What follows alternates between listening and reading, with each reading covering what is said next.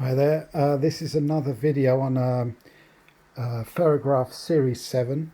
This is a 722, that's a standard version, half track, 2 amplifier Ferrograph. You can tell a lot from that particular model number. I've also got some others here. They're all from the same customer, the 3 here. I had Revox as well, B77 to service.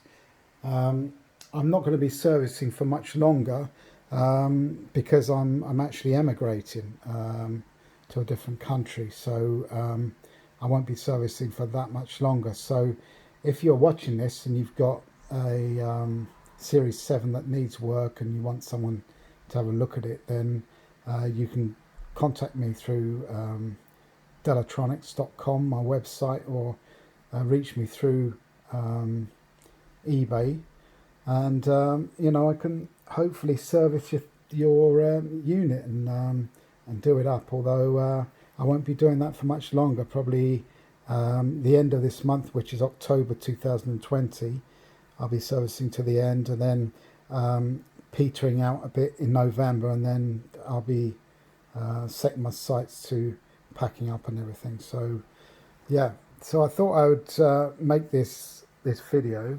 I just want to warn anyone who wants to get one of these that these weren't sort of domestic machines really. They were for serious amateurs and semi-professionals, and they were used a lot by the Ministry of Defence.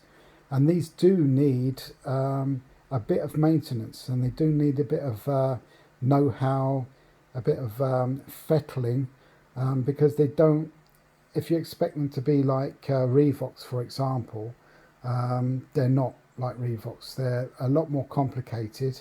There's a lot more features on these, and they sound a lot better, but as the price to pay is that they need a bit more fettling. So this one I've been working with,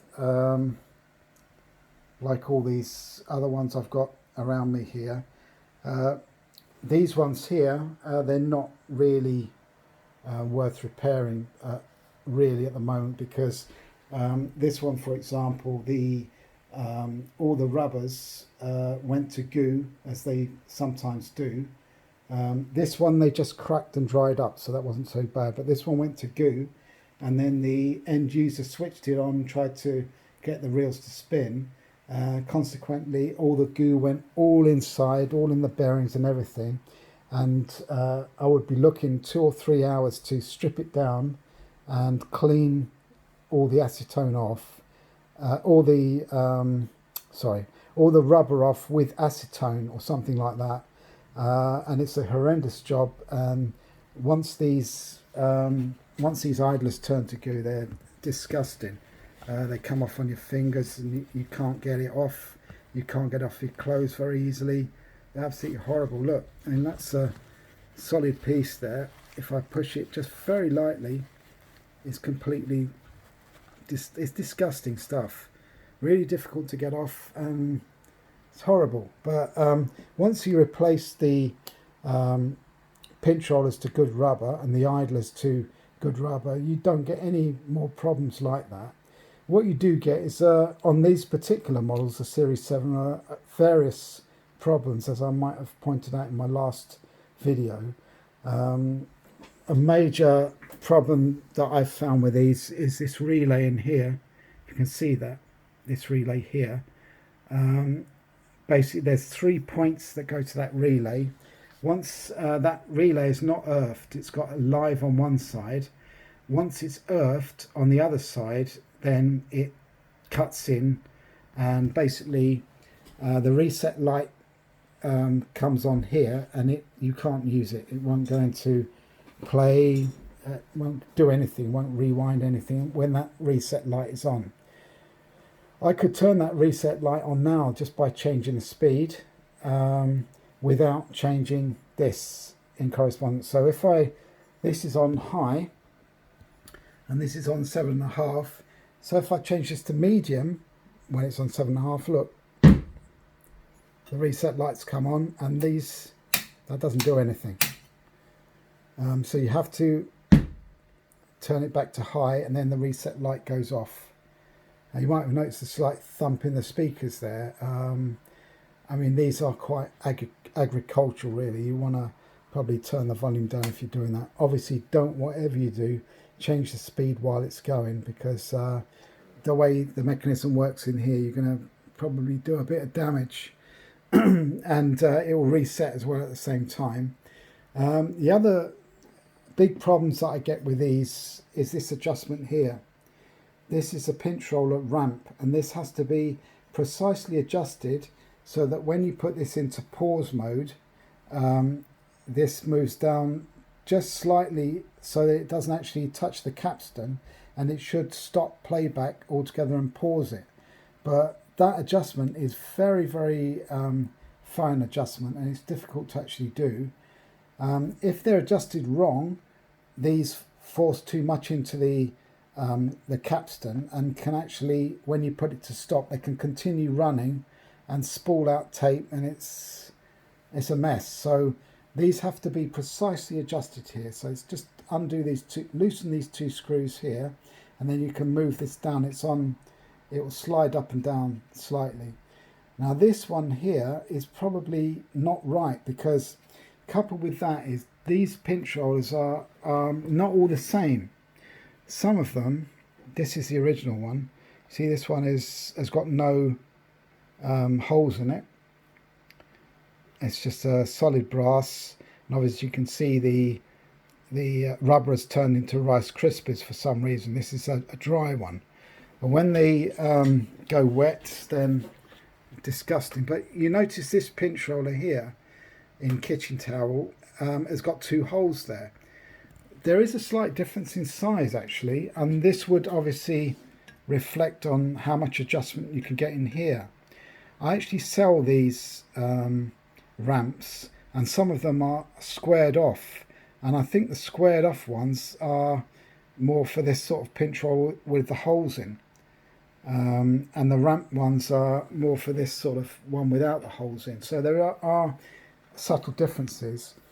The other things with these are, because they were all made by hand in South Shields, you can see a lot of variances on labels and stickers and things like that. Look, these ones here, the decal here is black with silver writing, but some of these will be silver with black writing. I've got various decals in stock as well, but yeah, they're all different. The other thing about this one is, this one with a black flap is a Mark II. With a silver flap, it's a Mark I. Now with the Mark IIs, I thought that all of the heads were square on the Mark II, but this one is clearly a Mark II with a flap, but the heads are the old rounded type. I don't think there's much of a difference between rounded and square type. They both sound the same in terms of sound quality anyway. Apparently it's easier to convert a 4-track into a 2-track if they're square heads, apparently, but I'm not too sure about that. These pads can give trouble if they wear down, or they seem to be two-part. There's a dark part at the bottom and a light part at the top.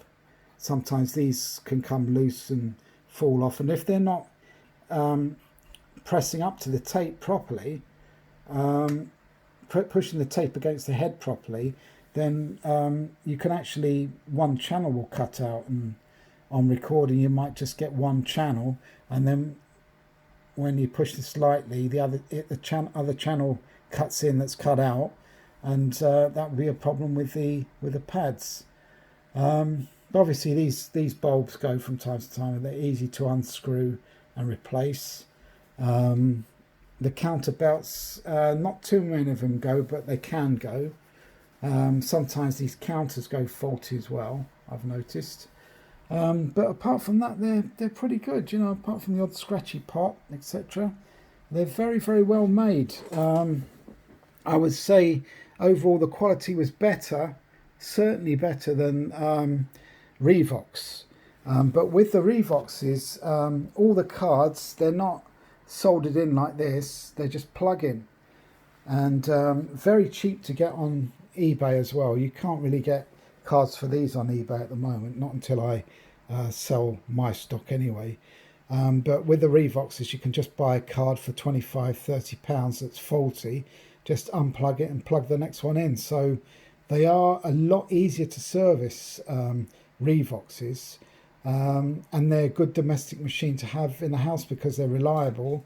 They sound pretty okay, particularly the A77 Mark 1s. That's the best sounding Revox in my opinion, and I have seen all of them. I've worked on B77 PR99s, but the A77 Mark 1 in particular seems to sound warmer and more analog like, more tape like. I don't know why, but I think as they've revised that model over the years, they haven't improved on anything. They've made it sound worse, they've made it sound thinner, but that's just my perspective. I know people that have got B77s after having A77s and they prefer the B77.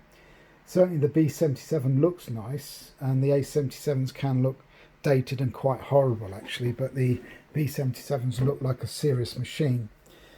But yeah, love them or loathe them, these Ferrographs I think are superb. And if I wasn't going to a country that had 60 hertz instead of 50, I would definitely take one with me. But because I can do nothing about the frequency of the mains over there, I can do something about the voltage but not the frequency of the mains, and these motors are AC motors, so I'll have a real problem over there because of the frequency.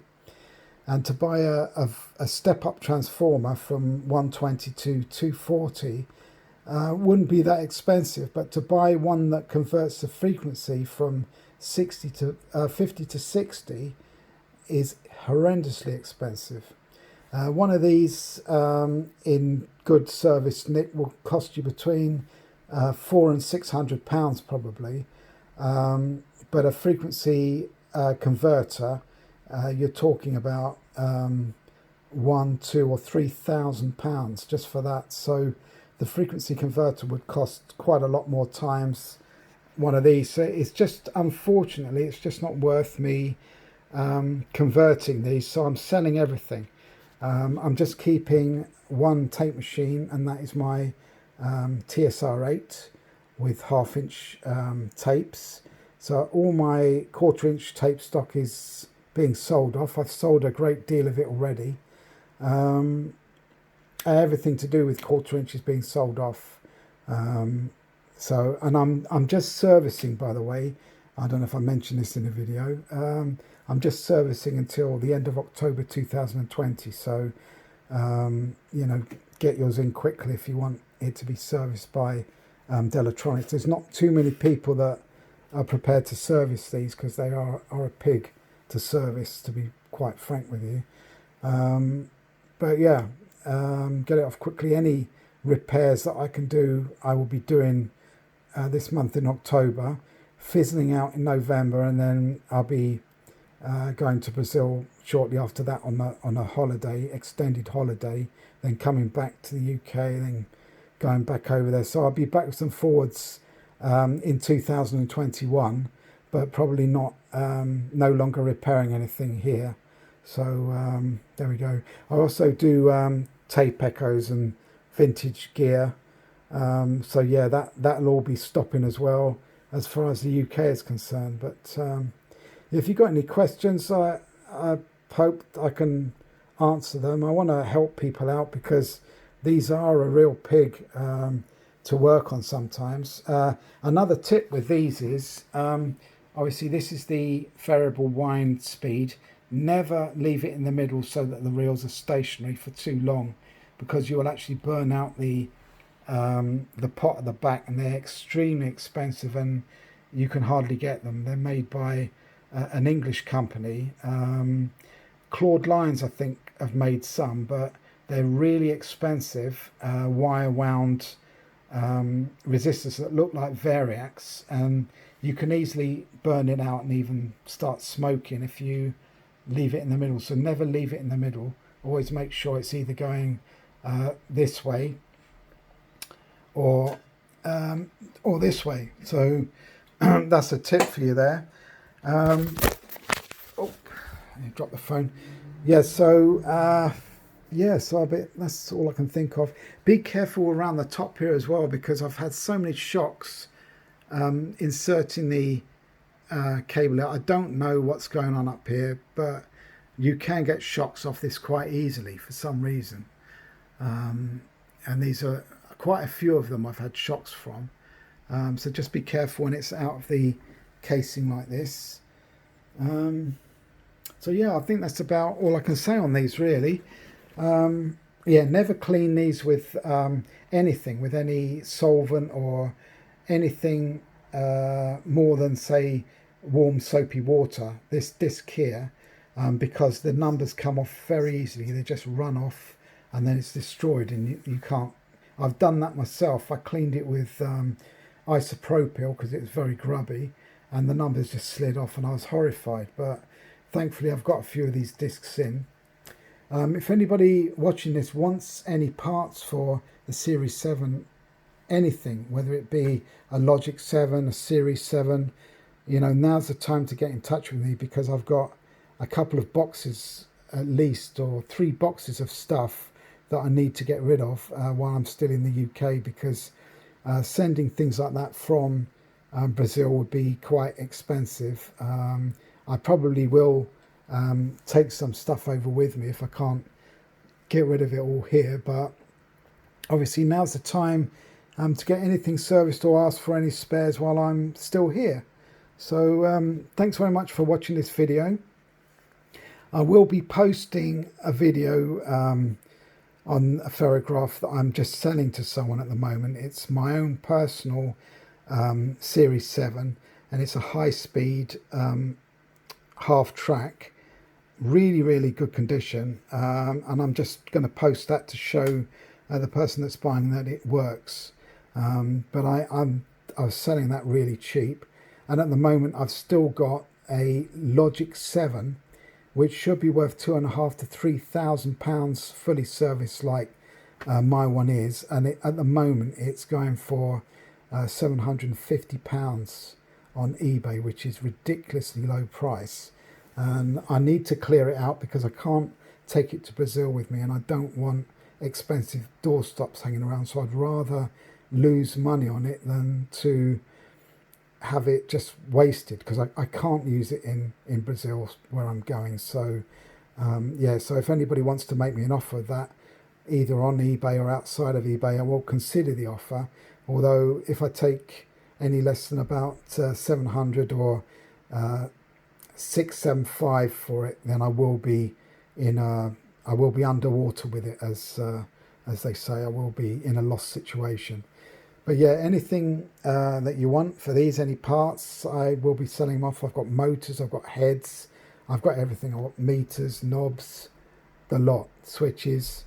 So yeah, now's the time to get it. I will sell stuff in job lots just to get rid of them, because I just, obviously, because I'm not taking one over there myself, I've got no need for the parts. But then again, I paid a fair amount of money for the parts, so I don't just want to give them away, but I will sell them at a loss if I have to. So thanks for watching, and thanks for all the people that have subscribed to me. I will continue to make videos probably from Brazil when I go there, although possibly not about reel-to-reels, because I won't be working on them out there. Probably it'd be about something else. But yeah, thanks very much for watching this video.